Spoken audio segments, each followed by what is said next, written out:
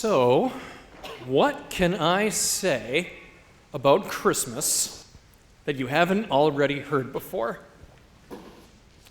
Now, how about this? We have actually experienced something like the incarnation of Christ within my own family, my immediate family. It's true. It all started about 14 years ago, back when I was still a punk teenager.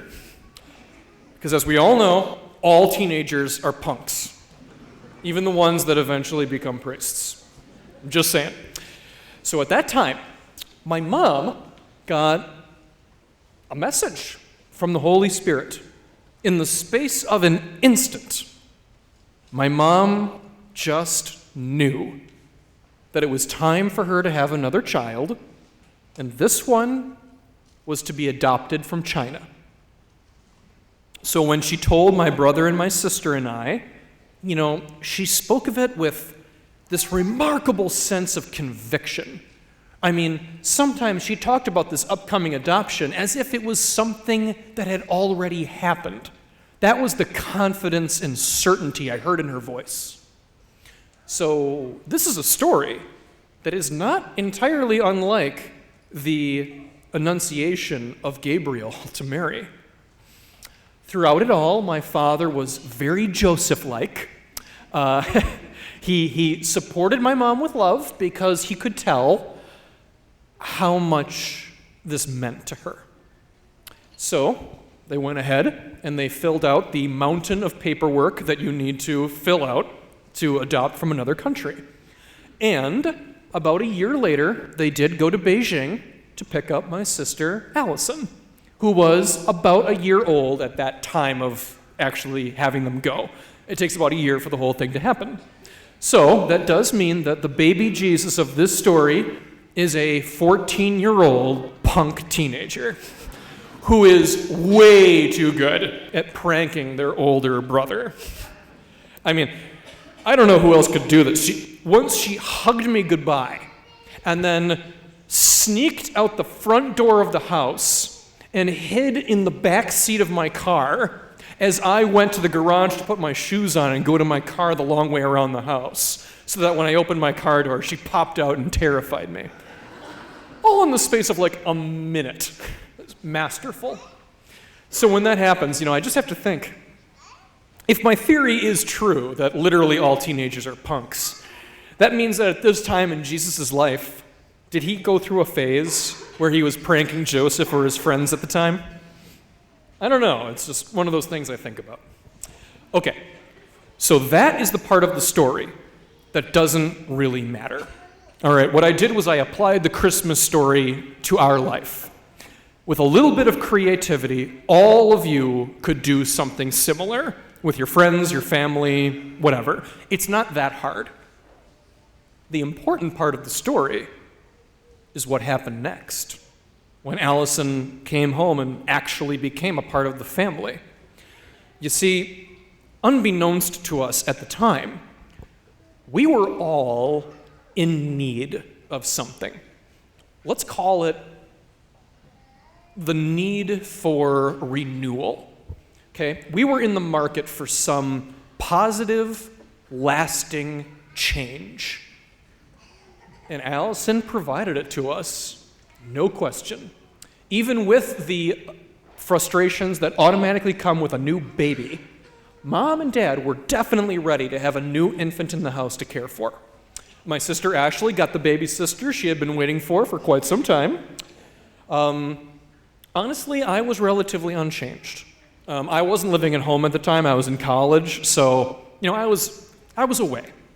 But the biggest change was definitely in my brother Eric. As soon as Allison came home, his fatherliness gene turned on.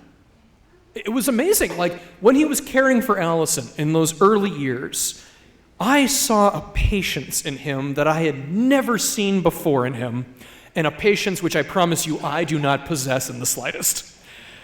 It was amazing. It was just incredible to witness.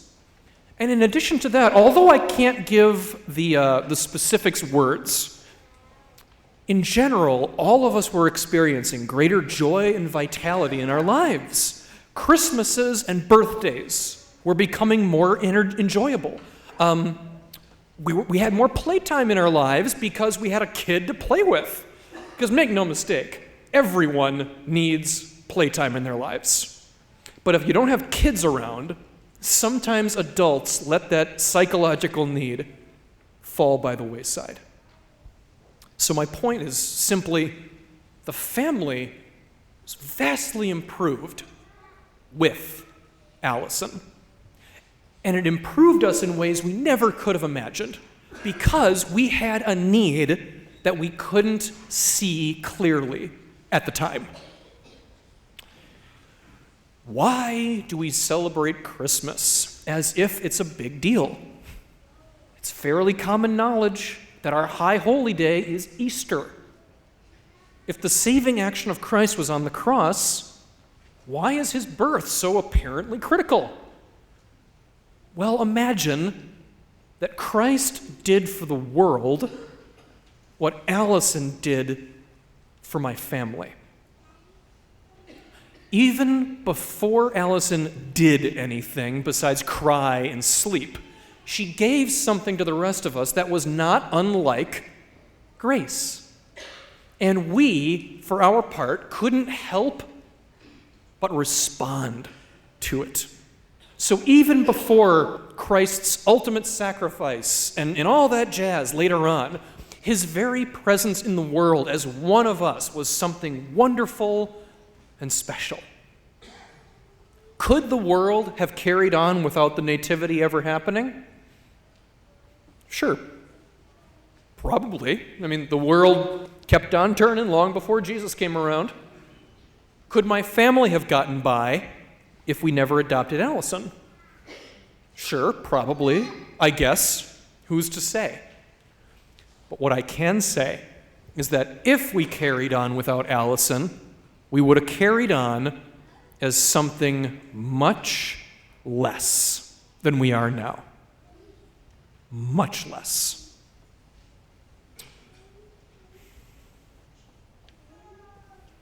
The presence of Christ, that first Christmas, gives everyone. Christmas Day, I guess, is like that day Allison came home.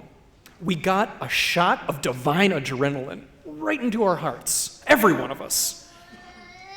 Christ had that effect on everyone and everything, like a booster shot of grace that we all got right into the artery.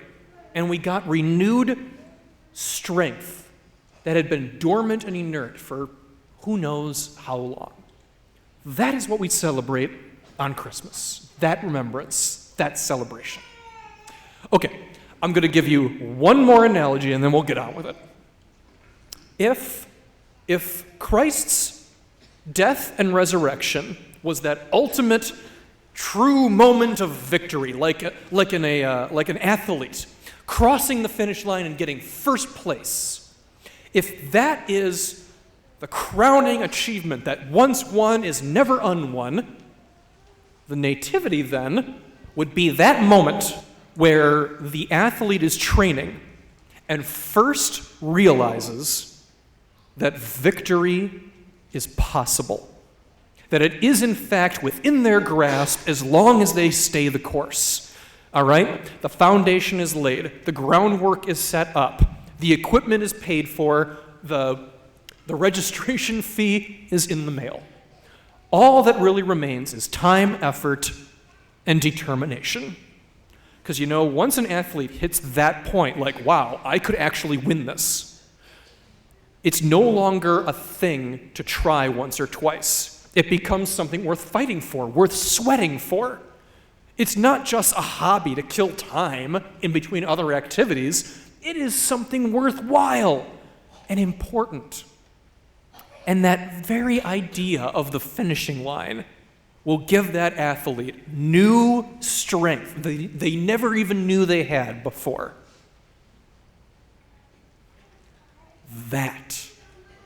That vision of the ultimate finishing line for all of humanity. That is what Christmas was, the first Noel. And that is what we celebrate here and now. Life, new life that elevates all other life to new heights. And that's a pretty special thing. That is a good reason for presents. Promise. It's a good reason for tasty food. It's a good reason for music and for joy in general. So whatever else you have to do this holiday, the remains of tonight and tomorrow, remember that it's also a good reason for a sacrifice of praise and thanksgiving to God. And that is what we're all here to do together as one community of faith. So for that, I am very thankful that you are all here and taking part.